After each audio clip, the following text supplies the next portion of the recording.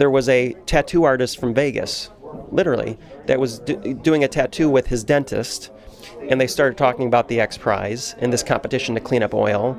And that tattoo artist was pretty used to skimming up ink off of skin and that mechanism of doing that, and thought, through ingenuity, I wonder if we could create a model that skims up the oil. And they ended up testing that in their swimming pool and came into the finals and were significantly better than anything the government or the industry had come up with.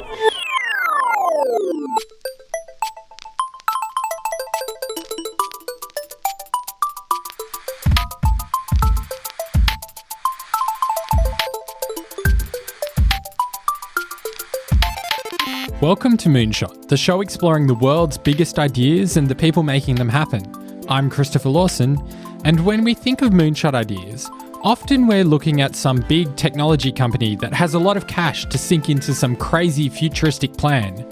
But today we have a special interview with a man who is at the forefront of making those moonshot ideas accessible to anyone. Marcus Shingles is the CEO of XPrize, a global competition encouraging anybody with a creative spirit and an innovative idea to take on the grand challenges facing humanity. I spoke with Marcus at Web Summit in Portugal about the work XPrize is doing and how tools like AI could be used to democratise problem solving.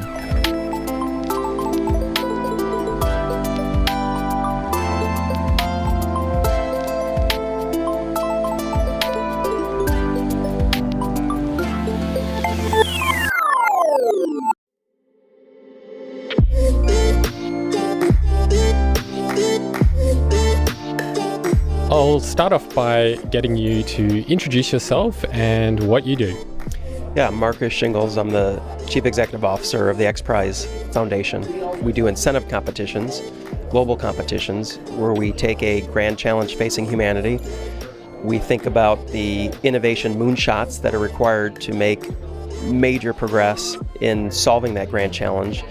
And then we create these somewhat behavioral science instruments that we dress up as competitions and put out to the world to try and incentivize small teams and individuals to be creative, invent, and innovate to solve that, to come up with a moonshot to solve that grand challenge.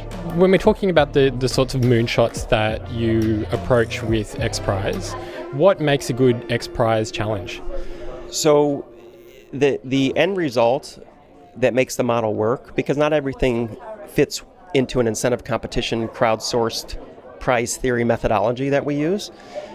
It has to be, it's an intricate instrument that you have to design to actually be optimized in that particular model.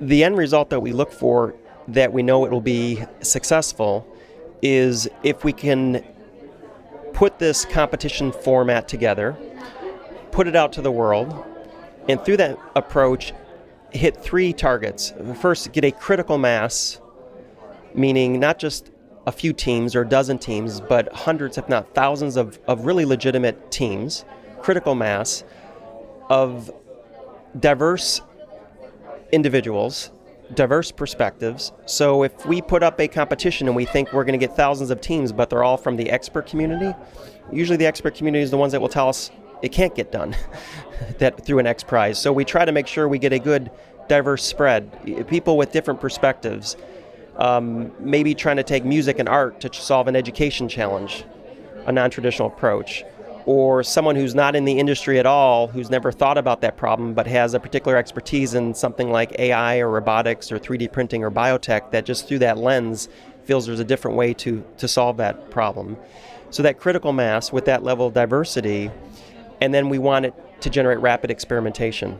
How do you ensure that diversity when you're talking about encouraging people from different fields to approach an XPrize?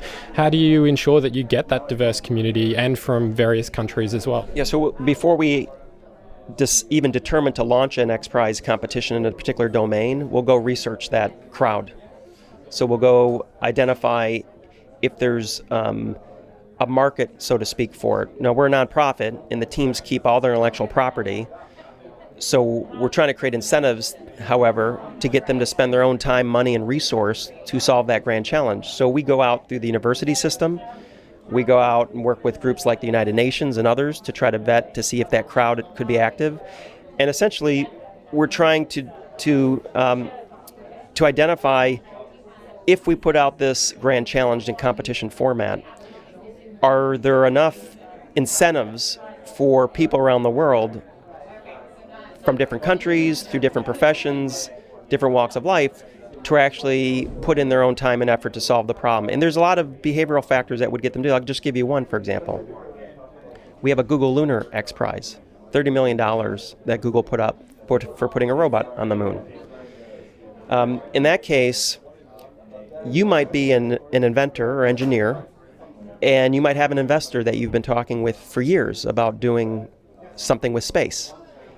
And you're just kind of waiting on the fence for when you really go full force. Next thing you know, you hear this XPrize get announced for $30 million. And you call up your investor and say, well, look at XPrize, independent third-party nonprofits doing this competition. They're going to create testing facilities. They're going to create a network of experts for us to have access to. They're going to have a help desk to give us some coaching and advice. They're going to introduce us to other partners that we could connect with. And most importantly, investor, I, as your engineer, you can vet me, because if I end up in the top 100 or the top 50 of this XPrize, you know I must be legitimate. I must have the real capability to do this. So that's an incentive factor that you as an inventor would want to get into this model, because it's accretive to what you and your investor community are going to do anyways. You could use it as validation for your idea. 100%. And so that's a good example when you ask the question, how do we get that diversity and how do we know that people will come out to compete on these X Prizes? We'll research and see that that's what's in the market right now, that the market would embrace an X Prize right now because there's enough inventors, innovators out there that could look for capital through our model or through validation.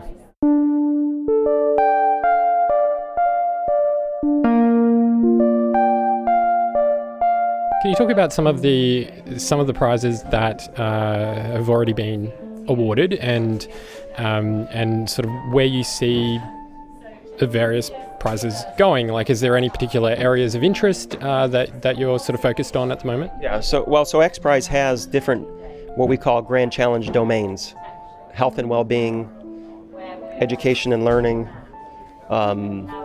space and exploration, infrastructure, shelter, energy. We have a new domain that we've around civil society. So we have these different domains. They line up pretty well to the SDGs of the UN. And then within those domains, specifically what we're interested in as a nonprofit is we're trying to look for the void. Where is there a grand challenge that faces humanity that traditional problem solvers in society are not pulling their weight? They're not solving those problems for a variety of reasons. There might, for example, industry is not solving the problem because there's no profit motive in it. Or government is too linear on their lens of solving the problem and they need exponential moonshots, and it's too audacious or too much of a risk for them to go and extend themselves in that capacity. So we look for that void, and it's really a process of elimination. We look for a grand challenge like oceans. We do a lot of work in oceans. I mean, that's just a perfect example. After the oil spill in the Gulf in the U.S., you saw them take out 50-year-old technology to clean up oil spills. That's a case in point. There's no private industry motivation to create this burgeoning innovation around oil spill cleanups. The market's not there. There's no profit there. Government is not innovating in that technology. And so that made a perfect X Prize, because it was, well, if we could dress up a competition around oil cleanup, create a facility to actually test it. X Prize doesn't do idea competitions. You have to actually prove that you can do something 10x. And so in that case, we rented out a facility in the U.S., one of the only in the world, that has a huge wave pool. I think it was 50 to 100 meters of water, dumped $1 million of oil into it. And then that was the final competition to take all these inventors' inventions and try to put it into that model to see if they could clean up better than the way the government has done it or the oil industry itself has done it. And sure enough, we had 500, 600, 700% improvement over anything that was the status quo up to that point. And more importantly, it's who made it into those finals. There was a tattoo artist from Vegas, literally, that was doing a tattoo with his dentist, and they started talking about the X Prize in this competition to clean up oil. And that tattoo artist was pretty used to skimming up ink off of skin and that mechanism of doing that, and thought, through ingenuity, I wonder if we could create a model that skims up the oil. And they ended up testing that in their swimming pool and came into the finals and were significantly better than anything the government or the industry had come up with. But there were 5 or 6 examples like that of just different lenses on the problem to come in to actually solve that problem. And that's the beauty of when you do the model right, is you get that diversity, and the needle in the haystack essentially comes to you through that model. How can technologies like AI be used to speed up and improve the problem-solving process? Well, there's some good examples of that. I mean, I was just at Google Zeitgeist. That's Google's private event that they have. It was about a week and a half ago, and they were at Calico, which is the life sciences division of Google. Of Alphabet. Their executives shared some of the ways they're using AI to accelerate, using it as innovation for good. And they talked a lot about the Zika virus. And Calico, the division of Alphabet, has created this technology with AI to take engineered mosquitoes that have the genes that pass on male offspring, which essentially will deplete the species of mosquito that are spreading the Zika virus. And they use AI in that model by taking these mosquitoes, and through machine vision, the mosquito was able to identify the male from female and then salvage the males, discard the females of these mosquitoes in order to take those males and then put them out into the ecosystem to breed and eventually take that species of mosquito out of the equation, which is fighting the Zika virus. But AI was doing that. AI was the machine vision that was making those determinations. So there's a lot of good examples of how we're already seeing AI being used in very progressive ways for helping solve some really big challenges. There's an awful lot of discussion around ethics around AI.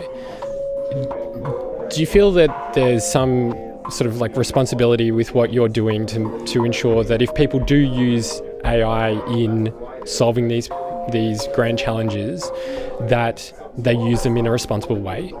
Yeah, we do. XPrize did a summit last year with the United Nations in Geneva with ITU, the division of the UN, called AI for Good.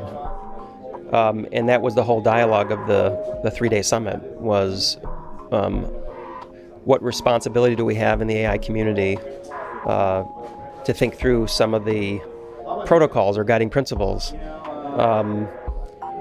It's one of those things, like if fire is a technology that can be used for good and used for bad, and it's so ubiquitous it's somewhat uncontrollable, meaning if someone wants to use fire for bad, they're going to use fire for bad because the access to it. And I think part of the interesting thing to talk about is the fact that as AI becomes democratized as a capability that an individual has access to via AI in the cloud, the reality is it's not really it's not really in a controllable format anymore. It's something that everybody has access to. I guess the question is, you clearly see fire being used more for good. Every family, every household, every citizen of the world uses it to make their food, to warm their homes, etc.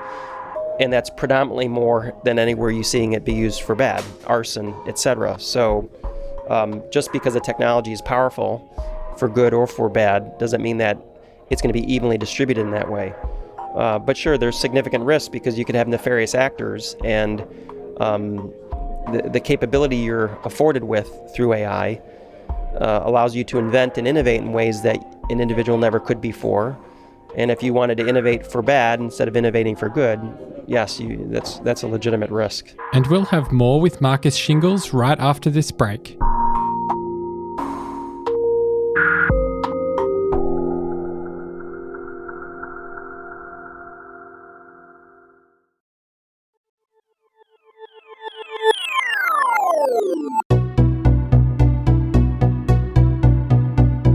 Now, before the break, we were talking with Marcus Shingles from XPrize about how they solve the world's grandest challenges by turning them into a competition. Those competitions cover a really broad spectrum of ideas, from space to education, and have huge prize money attached.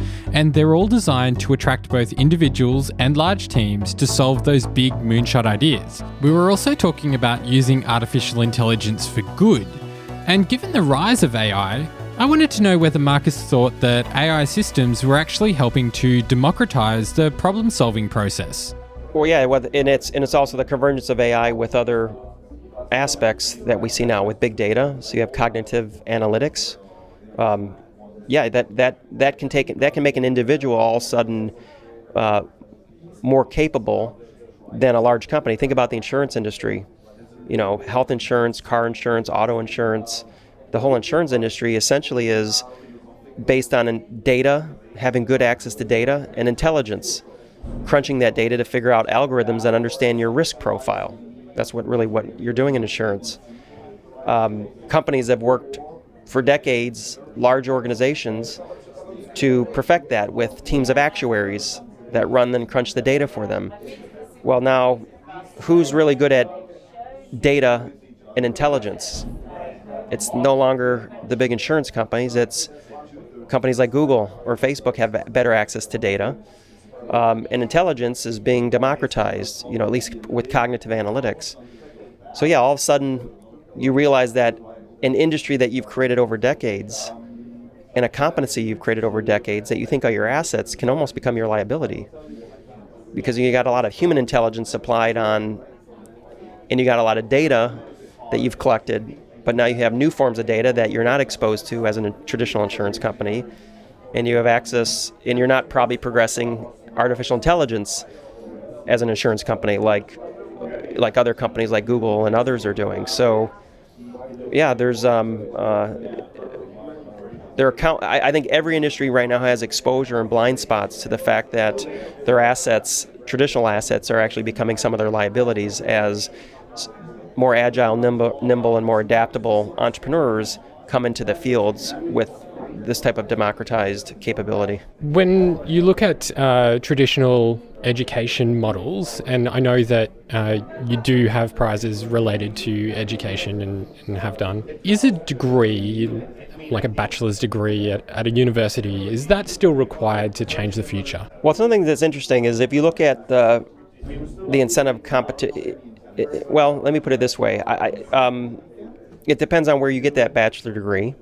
Also, I think the biggest, so I was a partner at Deloitte Consulting before I took the role as CEO of XPrize. And I had a practice there that was focused on, it was a global practice focused on disruptive innovation, the technologies that we're talking about and how that's used in a business context. And the most difficult people that I would find for my practice area were not people that graduated from top schools with an expertise in a particular field like AI or robotics or additive manufacturing or biotech. It was actually those individuals that had the best understanding of the convergence of these technologies. Right? So think about that.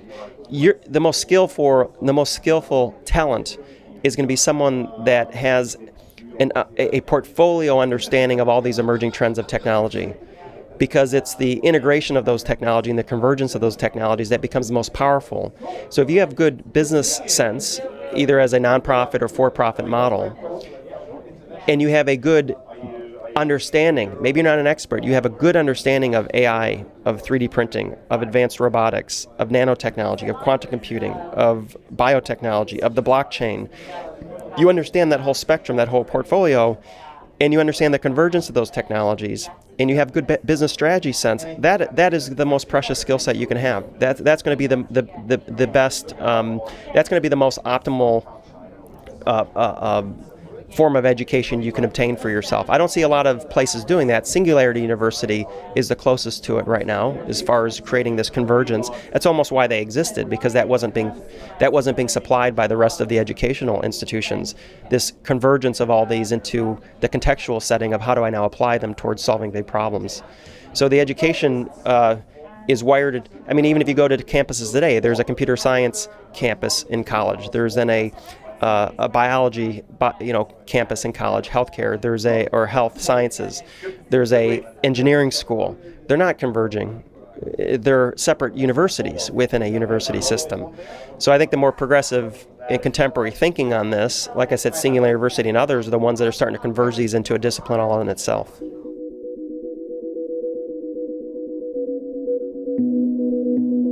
Are there any trends that you're noticing in the teams that are entering XPrize and the ones that are successful? I think some of the trends are that the level of creativity in terms of the perspective they have and the lens they have on solving the problem are very diverse. So I call it kind of the full art of the possible has expanded. So you have a big problem out there, and maybe 15, 20 years ago, there was one single lens on how to solve that problem because there weren't a lot of tool sets as an entrepreneur in your toolbox.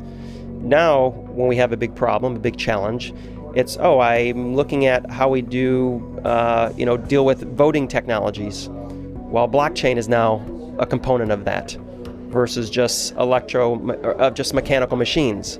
Artificial intelligence can be used to filter fake news, perhaps. I mean, there's just the toolbox you have is much broader than it used to be, the toolbox of an entrepreneur.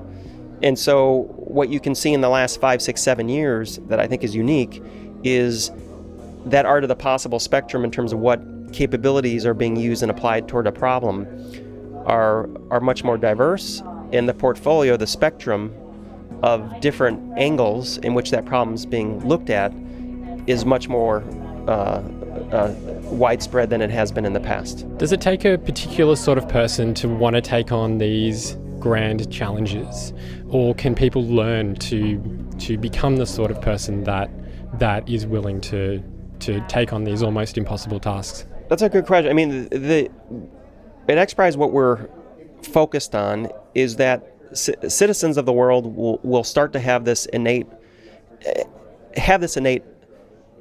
passion to giving back to society. Everybody.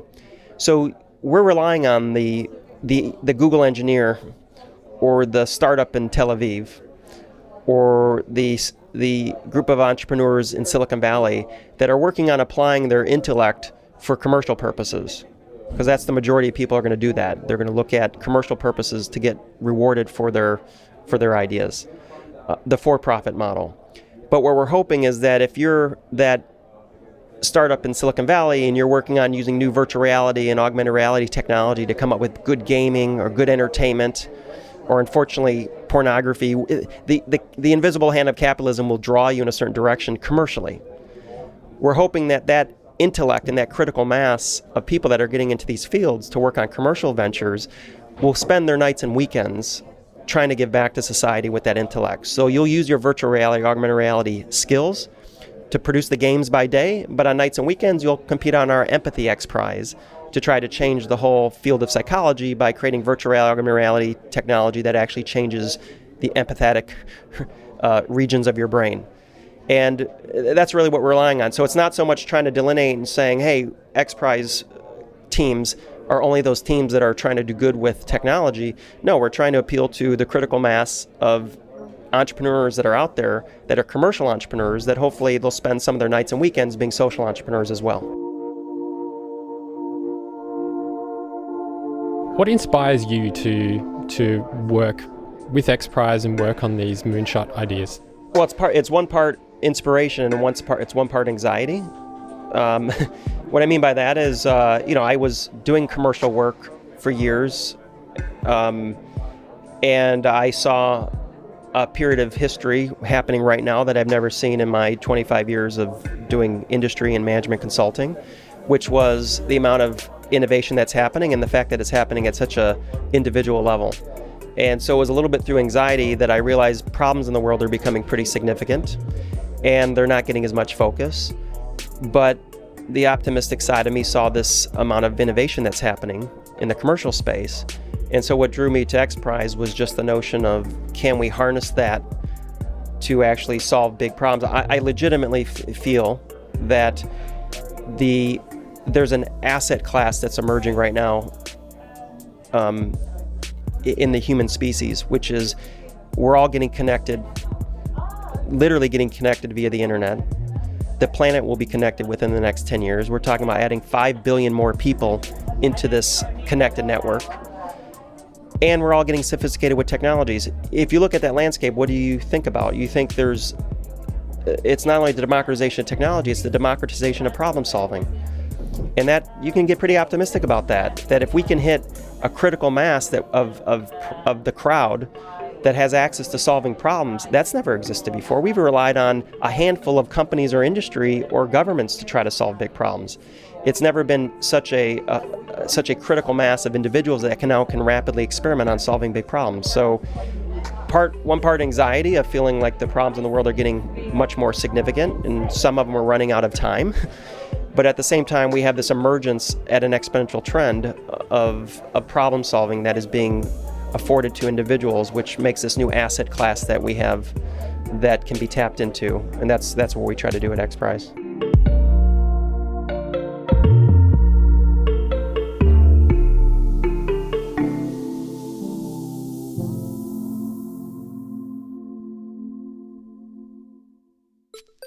That's it for another episode of Moonshot. We hope you enjoyed it. Let us know what you think about the show by sending us a message on our website. It's moonshot.audio. You can also find us on Facebook, Twitter, and Instagram. Just search for Moonshot Pod. Also, make sure you check out our sponsors for this episode. You can find some links in the show notes to the special deals mentioned throughout the show. Without their support, we just wouldn't be able to make this show happen. Our theme music is by Breakmaster Cylinder, and our cover artwork is by Andrew Millist. Moonshot is a production of Lawson Media, and it's hosted by me, Christopher Lawson, and also Andrew Moon. Join us next time on Moonshot as we explore some more ideas that are about to change your future.